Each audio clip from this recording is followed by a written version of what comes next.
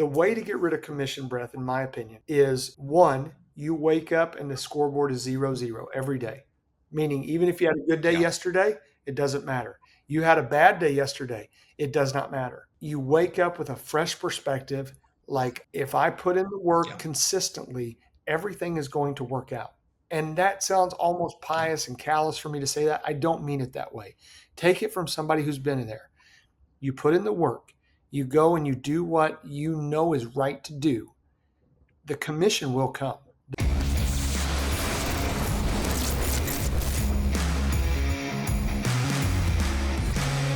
Ladies and gentlemen, welcome back to the Medicare Sales Playbook. I'm one of your hosts, Mr. Dallas Keithley. Gave myself seniority there, Mr. You know what I mean? Joined today by Mr. Medicare Matt Smith, the first senior. We'll give you all kinds of authority. Welcome back, man. I was gonna go with doctor, but we'll go with Mister. Mr. Doctor. We can do that. Whatever you want to be called, just make sure that you call us up whenever you're thinking about Medicare needs, problems, solutions, all of that stuff. Man, we appreciate you guys joining us. It has been some fun recording these and getting these out to people. As you can see, I'm in another hotel room and we're traveling around this week. I am, where am I? I'm in Newark, New Jersey, or somewhere, New Brunswick, New Jersey. I don't know. I'm somewhere on the East Coast. I just know that I woke up and it was a different time than it was at home. So we adjusted, and I love being ahead in time. I call Matt and tell him what's going to happen. Sorry.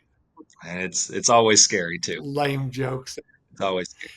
We want to dive right in, Matt. We've got a great topic to cover. Here's the deal. We do. When it comes to Medicare, a lot of times, well, anything, honestly, when we have a problem sometimes, a lot of times we look around and nobody else is suffering from the same problem that we're going through, right? Like nobody else is like everybody else is like, hey, everything's great, everything's grand, everything's groovy. And we're like, hold on, why doesn't anybody else have the same questions I have? Why does everybody understand everything? Here's a secret. They don't, right? They're just pretending like they do. They're using the old fake it till they make it moniker. So today, Matt had the great idea. What if we ask some questions that a lot of people are asking, but they're too afraid to ask because you don't want to sound like the guy asking the dumb question, right? So questions that need to be asked, the white elephant in the room, if you will, right? Matt, and listen, like I said, doctor earlier, like if I had a PhD, it would be in dumb questions. I mean, I'm all for asking them. Number one, because you know what I don't want to do? I don't want to in like 6 months ask and be like, hey, you should ask that 6 months ago. Yeah. But I've learned that I can to take the approach of I bet if I have this question, I bet somebody else does. And so maybe at least one person in the room will shake their head. And now I'm not the only one anymore. And see, I don't believe there are any dumb questions, just dumb people. I'm just kidding. The only dumb question is the one you ask because you want attention and you already know the answer to. In my opinion, that is the only dumb question out there because we all went out of the meeting anyway, and we're mad at you for asking that question. But Matt, let's go ahead and kick it. There's always that one guy. Actually, Matt, go ahead and kick us off. What is a question that some people have that nobody's asking? Okay. I'm new to the business, or maybe I'm newer to the business, and I'm having a really hard time understanding all of my products. Does everybody out there really understand this stuff? No. Next question. I'm just kidding. No, and that's a great point. Don't. They don't. A lot of people. Now, okay, Matt, if you had to say, there's two types of agents in this world, I believe. There are the agents that have to know everything before they sit down, even with me, Mom, Peepaw, right, to sell them a Medicare plan. Then there's the agent that's like on his way to his appointment, checking to see if he has the certifications done, right? Yep. The goal is to land somewhere in the middle, guys. Yes. Which one are you? I think I lean more towards I want to know more. I want to know everything. Because I get anxiety if I'm, that's one reason Cody Askins and I work so well together, because Cody is not that he's not prepared, and this is going to sound bad. it's not that he's not prepared. He's just never going to let um, a lack of knowledge in a topic stop him from making a sale. For example, we would go into Sure. a home and he would pull up and be like, okay, it's Foresters for you. And I'm like, do we have Foresters? Are we like, where's the brochure? And so while he's talking about the benefits of Foresters, I'm over there Googling Foresters and figuring out how to write an app and all that stuff. So that's why we worked well together, because I'm like hey, let's figure it out and then do it. He's like, let's roll and then we'll figure it out. Uh, but I think you can't use either one as an excuse. That therein lies the problem. If you're using the excuse of, well, I don't know my products yet, so I can't go write business, that's a problem. Also, if you're using the excuse of, you know what, I'm just going to go write it and figure it out as I go, that's a problem. Each each one of those needs to make sure and take some time every day to be studying their products. Um, Yes. One thing that I've always admired about Brian Askins, Brian is a guy that will, if he gets a new product, he's going to take the summary of benefits home that night and read it and read it and read it and read it and read it and understand it. Um, and I think that's where we need to be. We need to be treat this more like a business, not just like a, oh crap, I've got to write one. If we would treat it more like a Yeah. business, it really helps you. You want to look like an expert, right? You want to be the expert when you're sitting down with a client, because half of the sales is the confidence. Does that make sense? Yeah, we had a conversation in a recent podcast. I don't know when this one's going to air, but in a recent podcast, we had Zeb Zinn on, Mm, and we talked a lot. Just like you said, if you wait for the stars and the moon to align, you're never going to do anything.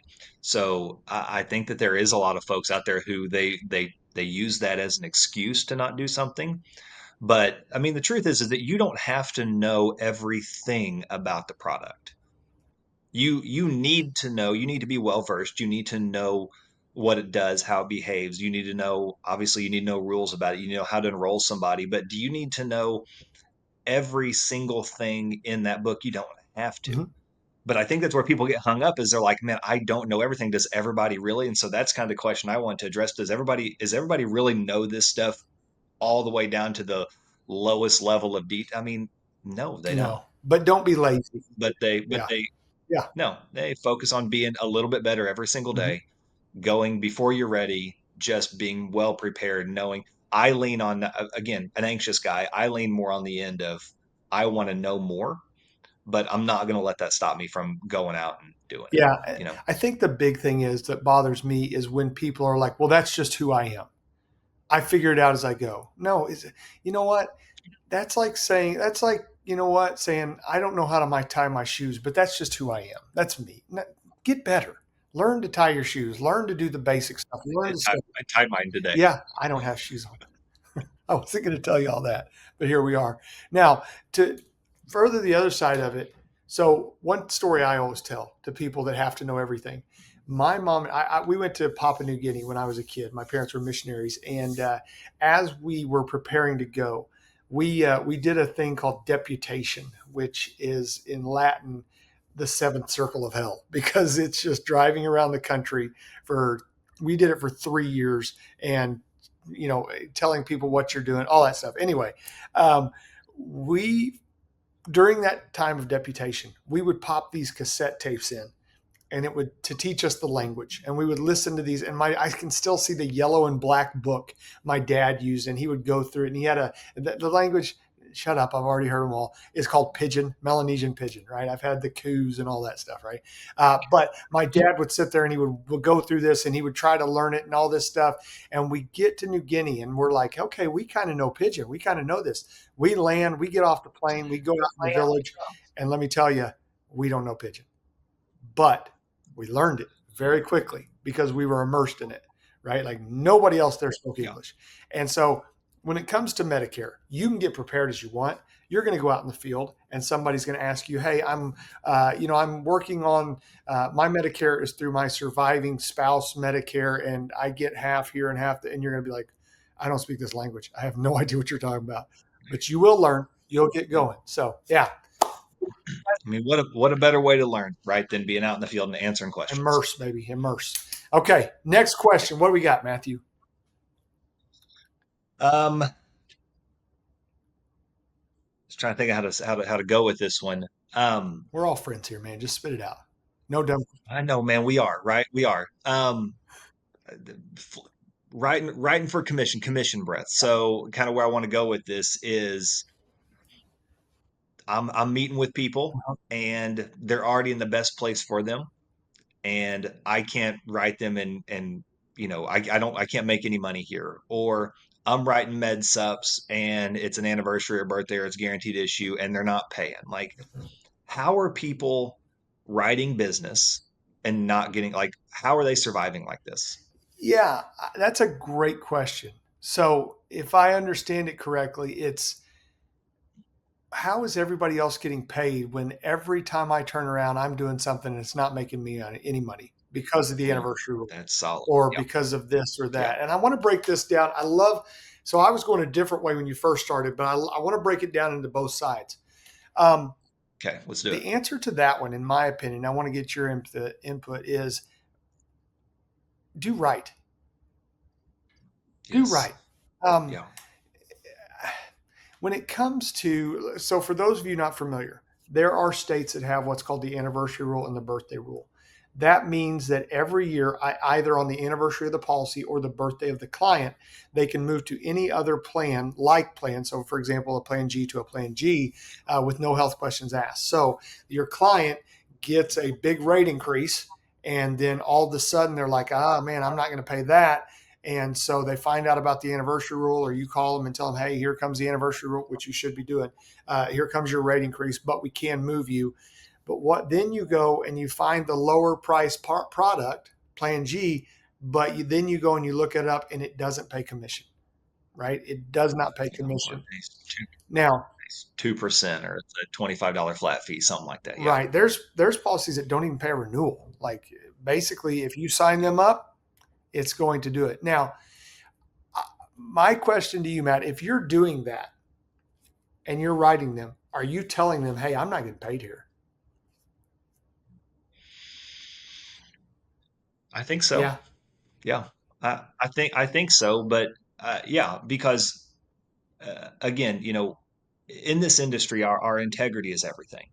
And we talk about this a lot. Like, there's a lot of people out there in the world in this industry that are doing bad things, and they're doing it not for their clients, they're doing it for themselves. Obviously, why would you do bad things for your clients, right? Mm-hmm. um, but they're doing things that are not by the book for their client, but they're doing it because they say, I have to earn a living. I have no problem telling the client, like, hey, I'm not going to get paid for Mm-hmm. this. Or, hey, I'm not going to give them details, right? Like, I'm not going to get paid for this, but this is what's right for you. Yeah. There is no bet like there is no better referral that you're going to get than somebody who's like, hey, listen, this guy just did this stuff for me, and he didn't make a dime off of it. Exactly. Like, he put me in a better spot. He took care of me. He moved my plans, even if he wasn't going to get paid for it. I mean, Dallas, how many times have you, like, you can't, I'm sure you can't count them, the number of times you've driven to houses that have not been around the corner. You drive to houses only to sit down with them to find out, my gosh, I can't move you. Like, ethically and morally, I can't move you into a better place. And your clients ask, like, hey, if I don't move with this plan, are you going to get paid? Did you just waste all this time? Well, it's not a waste of time. Like, I came out here with you because my goal is to take care of you. My job and my duty is to protect you for the things that you know and you don't know, and to make sure you're in the best and most suitable place for you. So if that's where you already are, congratulations. I don't need to move you. Or if I need to move you into a different med stuff that I'm not going to get paid for, okay, that's fine. Yeah. But I think the key in that is not missing the opportunity to capitalize on referrals. I would even add to that, not miss the opportunity to capitalize on referrals, but also to capitalize on cross selling. How can I, and I understand you got Oh, some feedback. absolutely. How can I, and I understand, I want to make sure that, because think about this. The reason we cross sell is because we've earned their trust. We have earned they recognize that we have their best interest at heart. When I do that, I want to hit hard on, hey, here's the rest of the stuff that I do. And the same integrity that I've treated with you with over here, I'm going to treat you with over here. So I want to make sure they understand. I'm not trying to brag or anything like that. I just want them to understand, look, you know what? I'm going to move you over here. I'm not going to make a dime off this. Yeah. Matter of fact, I'm losing money because I've been getting $30 a month off of every time you make your payment. I'm not going to get that anymore. Yeah. That's okay. But if you could, let other people know what I do. And also, here's everything else that I do. The second way that I kind of want to stem that question, kind of a question that came out of that question is, how do I get rid of commission breath? How do I, is there a Yeah. mint that I can take that will get rid of commission breath? And and what we mean by commission breath, if you're a new agent and you're out there, man, this business is easy until it's, or I'm sorry, this business is hard until it's not. And I have been there. Yeah. I have been in a house where it feels like if I do not, like, this is the appointment that if I don't sell something today, that it is the good Lord Himself telling me you do not belong in this business because you can't pay your mortgage, you can't pay your credit card bill, you can't pay your Yeah. home. I mean, like, you're worried about what you're going to eat that night. And man, so when we say commission breath, we don't mean like you're greedy. We're just mean like you are in a spot where you finally got the Yeah. appointment, right? Like you bought leads, you invested your last dime in, you finally got the appointment, you finally get somebody to sit down with you, and you're sitting there going, oh my gosh, they've got to buy, they got to buy, they got to buy, they got to buy, they got to buy. And like a dog with Yeah. fear, they can sense that, they can feel that. Like it even transfers through the phone. Freak, I've had letters I've written that had commission breath on them, right? Uh, But I'm telling you, it's okay. The way to get rid of commission breath, in my opinion, is one, you wake up and the scoreboard is 0-0 every day. Meaning, even if you had a good day Yeah. yesterday, it doesn't matter. You had a bad day yesterday, it does not matter. In that case, you wake up with a fresh perspective. Like, I know if I put in the work, it will get better. If I put in the work Yeah. consistently, everything is going to work out. And that sounds almost Yeah. pious and callous for me to say that. I don't mean it that way. Take it from somebody who's been in there. You put in the work, you go and you do what you know is right to do, the commission will come. There will be a day when you look back.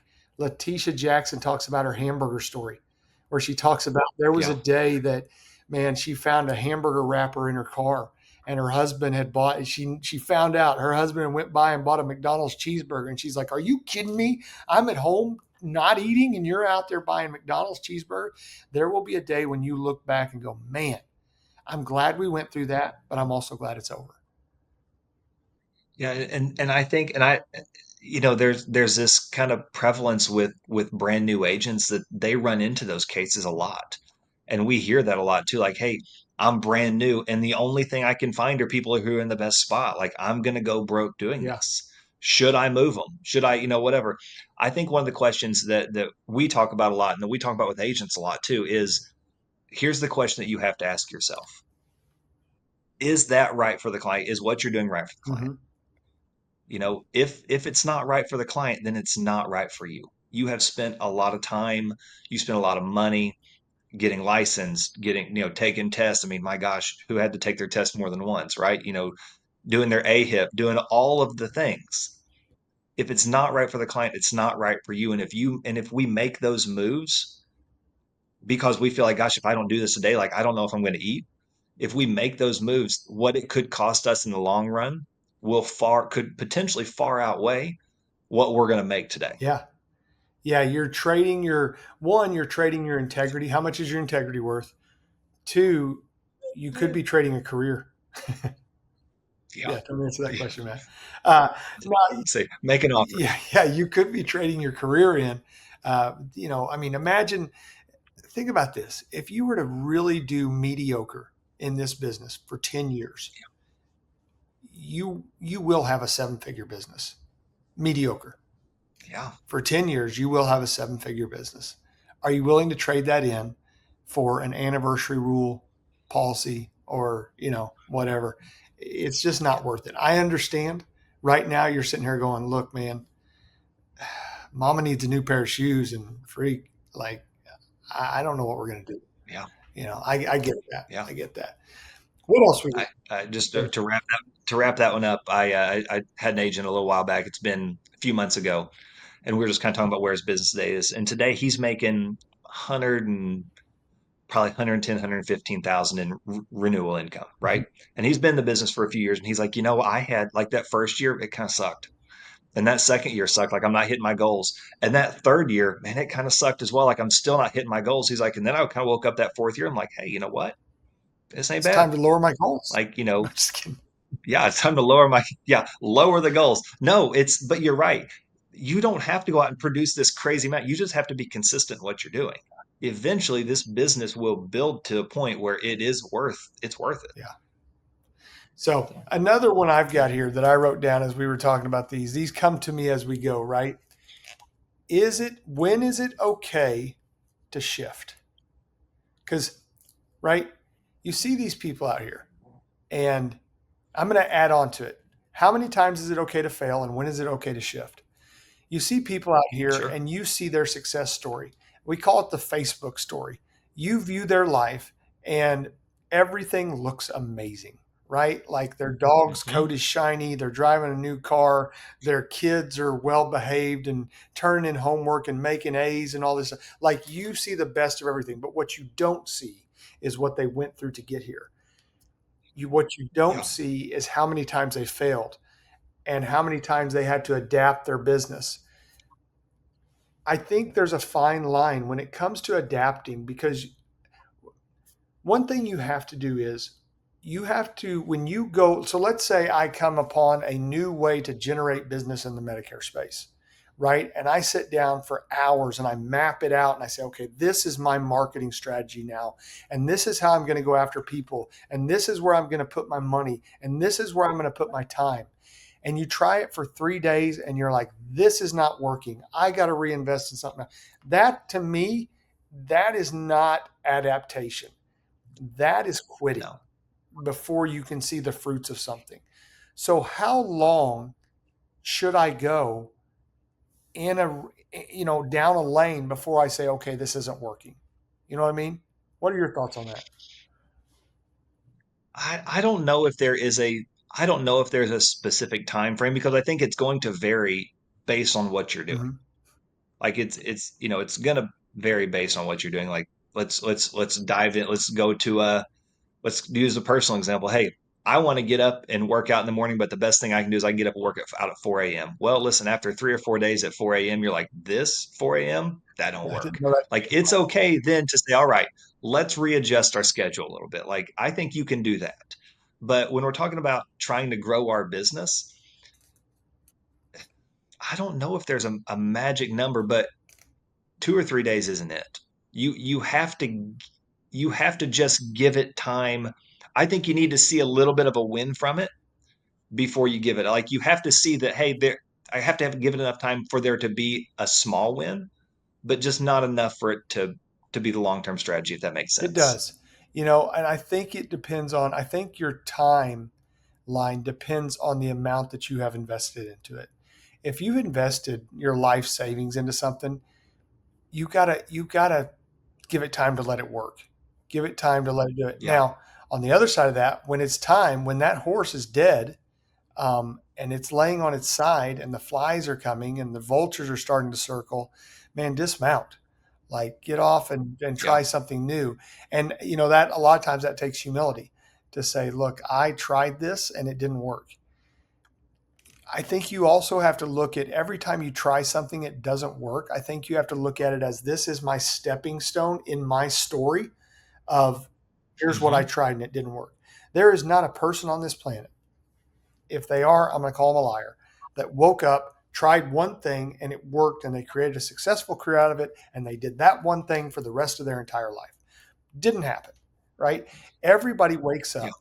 They figure out that they're putting their shoes on the wrong feet, or they figure out that, they figure out that what they're doing is not working. And then that's when it comes down to, are you going to quit or are you going to adapt?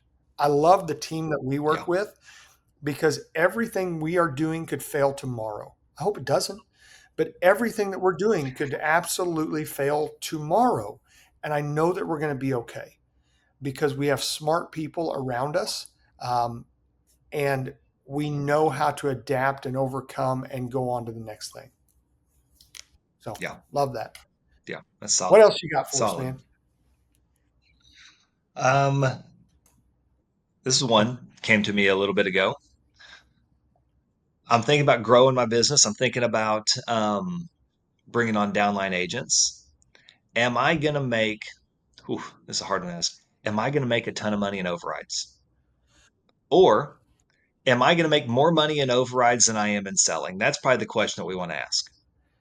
If you're talking about building a team, eventually, Yeah. long term, yes, I believe Yeah. so. Long term, yes. Now, if you are going to build a team and that is your only question, don't build a team. If Yeah. your only question is, will I make more money? Do not build a team. Um, Yeah. the the opportunities that come with building team are financial. The benefits are financial, but they have to be mixed with the people aspect of it. If I'm going to build a team, has to be because I want to see other people succeed. I watched the podcast that you and Zeb did, and great job, by the way.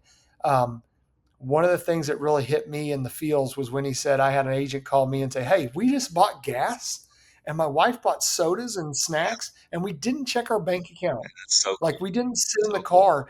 And that hit me because it was kind of like a comedian that says something and you find it funny because you have been right there. Like I can take you to gas stations where I've been on my phone going, okay, how much can I put Yeah. in? Right? Like I've been there. Yeah. You have to have a desire. And watching Zeb say that, watching his feels kick in while he said that, I'm like, that's a team builder. Yes, he's interested in making Yes. money, Yes. right? Yes, he's interested in growing a business that he can sell one day or whatever. But he's also interested in having success stories, getting that phone call. Hey, man, or hey, man, we just booked a trip for our family, first family vacation. Or, hey, man, there's this truck that I really wanted and I went and got it. Like that is what it's about. So, to answer your question, yes, you are going to make money in overrides. Is it going to happen immediately? No. Are there going to be times where you have to put away the sharp objects in your house? Yes, because you are going to get down and be like, what the freak? I have literally, it's been a long, long time. I have sat with Brian Askins after he's got off a hard phone call and he said, why did I ever build a team?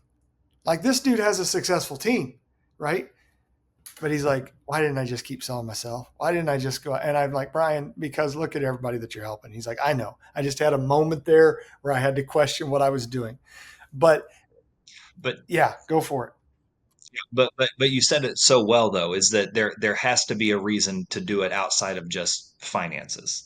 Like there has to be more to it than just that because that will go away eventually. Like that motivation. There's studies out there that talk about money, in the short term is a motivator, but in the long term can be a demotivator. So there has to be more to it than that. Like, like Zeb, like you have to have that desire to see people succeed, that desire to be able to build something that's meaningful and substantial around you. But I think one of the common misconceptions is that if I am building a team, if I'm recruiting and if I'm making an override on them, like year one, millionaire. Like I think that's a misconception. And you know what? The first few years of building a team, unless you just sell absolutely nothing, like let's go ahead and clear the air. There are people out there like we've talked about this before, like you shouldn't build a team day one. Like No. I mean, you can, but that should not be your goal. You need to have something to pour into those people. You have to have a why to why those people are going to trust you. They have to believe in themselves, they have to trust in you in the process. So you have to have something for them. But unless you are just absolutely producing nothing in those first couple of years, you probably can make more money just selling on your own than you will in Yeah. overrides. But it's got to be long term. Like you have to have a long term vision for what you're doing and that desire to help people be successful. Like there has to be more to it than just money. And I want to build something that's bigger than me.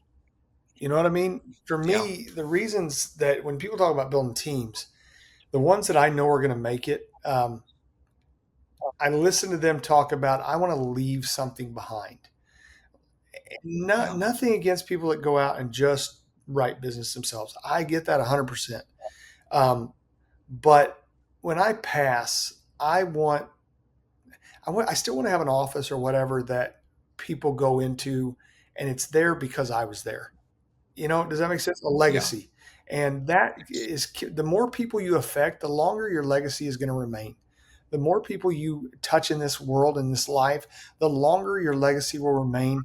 I just went through, we walked around New York City this last weekend. And man, I saw names like Rockefeller and Carnegie. And those Hmm. names, those guys have been gone a long time, the originals, right? Those guys have been gone, but their name continues on. And even today, they continue to touch people. That's what I'm after. That's what we want in this Yeah. business. When you go to build a team, that's what you're building. Let's do one more, man. Let's do this. Is fun. I'm enjoying this. Let's do one more. What you got? You got one? No, you told me you had a secret one that you were only going to tell me at the end. That was it. The overrides The versus override. sales. Okay, okay, that was a good one. I like that. Um, Here's mine. Let's finish with this one. How much should I know about what my, you can call them whatever, FMO, upline, IMO, whatever? How much should I know about their business and their transactions? When is it okay to ask questions like, how much of an override are you getting on me? Is that okay to ask? Or, hey, why did I get paid this when I thought I was going to get paid this? Yeah. So, what I want to get your thoughts. I've got some thoughts. When is it okay, and how much should I be asking my upline? I don't. I think it's perfectly okay. I don't know as though there's necessarily a timeline. I, I want transparency day Mm-hmm. one. So, when I'm looking at an FMO, when I'm looking at an upline or whatever we want to say to it, I want to see transparency day one. Like I want to know, and it has less to do with what are they making off of me because I think there's some negativity that can come with Mm-hmm. that. But I want to know because for me, I want to know what's my capability, like what's my ceiling. Like if I want to do this, what can I be? I don't think there's anything wrong with asking that. And if you have an upline that has a serious issue with telling you, then maybe you should ask a few more questions. Yeah. Um, but I think that you asked two questions there. I thought I was going to make this, and really I made this. Oh, ask that one. Hour number Yep. one. Like as soon as that commission check comes through and it ain't right, do not wait. Ask day one. Um, Yeah, I love that, and you nailed it right there. I think it comes down to a couple things. Number one, I think it comes down to your intention. If you walk in angry to ask a question and your intention is to stick it to them like, why do you get to make this much and I only make this much, then it's not that the question is wrong, it's the spirit that you're asking it with is wrong. I think it comes down to yes, your intention behind your question. I love the saying that says, you know what, I really don't care unless it's just, there are times when there's just and unjust. If I'm sitting there and I'm like, hold on, I was promised this and I didn't get it. And I thought that sure, if I did this, it wasn't clear what it was going to be. However, if you're in, the reason for you to ask the question is, how come you make more money than I do? And why do you get to do this and I don't? And why this and why that? And you come in angry, you may need to sit down and have a conversation with that person because it's going to eat you alive if you don't. But at yeah, the end of the day, too, one of my favorite sayings is the only time we should look into someone else's bucket is to see if they have enough. So if you spend your entire life saying, wait a second, why do they get that and I get this? Why do they get that and I get this? You need to have the conversation. And at the end of that conversation, if you are not happy, then you need to go somewhere else. Or because you can't just let it sit there and eat you alive. But it really comes down to yes, the intention of why am I asking? If you are asking with the intention of, hey, like you said, I want to understand my business. I'm trying to forecast my budget. And I need to know if I write this, and this, I will receive this, and this. That way I know if I do this, I can budget for this and I can spend this on leads and I can tell my family, hey, this is what we're going to make this year and all that stuff. That's fine. Understanding your business is great. And like you said, if you go to them with the right intention, the right attitude, and they're just like, that's none of your business, it's none of your business, none of your business, I wouldn't work with somebody like that.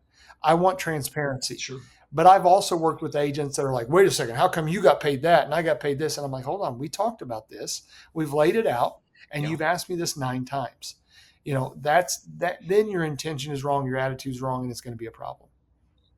Yeah. I just, give it an easy example is I was working with, actually just this morning, working with some agents on something, and their question is, hey, why can I not get this comp level? And so we just show them what it is. Let's be very transparent what it was. It's because that comp level requires $500,000 in production every year. Mm-hmm.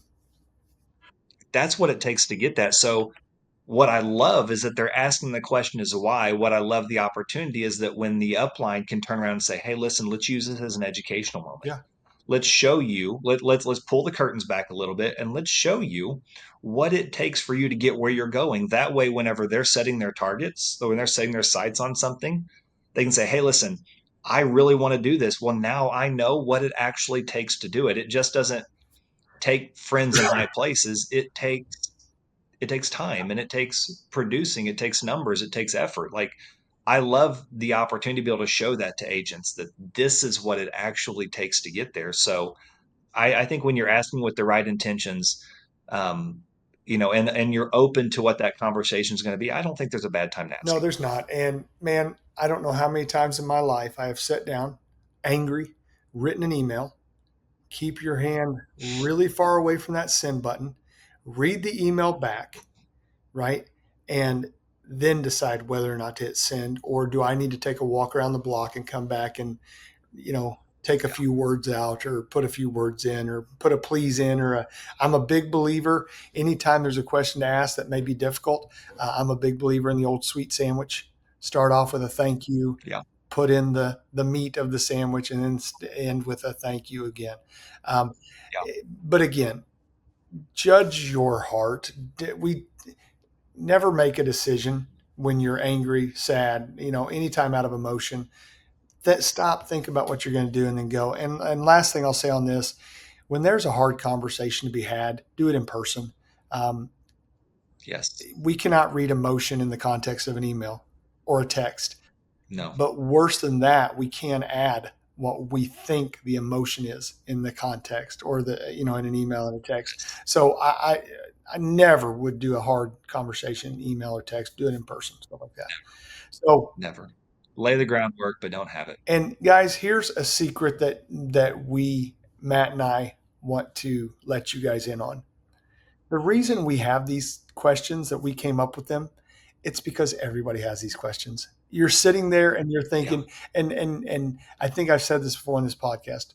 One of the most effective tools that the devil uses, not to get spiritual or anything like that, one of the most effective tools that the devil uses is when you are going through something hard. He tells you that one, you're a loser. Two, nobody else has ever gone through this. You're alone. You're a problem. This is your problem. Nobody else goes through this. It's not true. We all have these no, questions.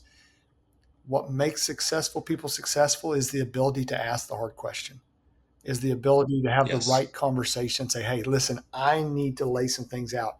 If you are beginning in this business, I still meet with my CEO once a week after 24 years in the business, because there are times now, some of the days, sometimes when we meet and it's a, hey, how's your week going? It's great. You need anything? Nope, we're good. All right, bang.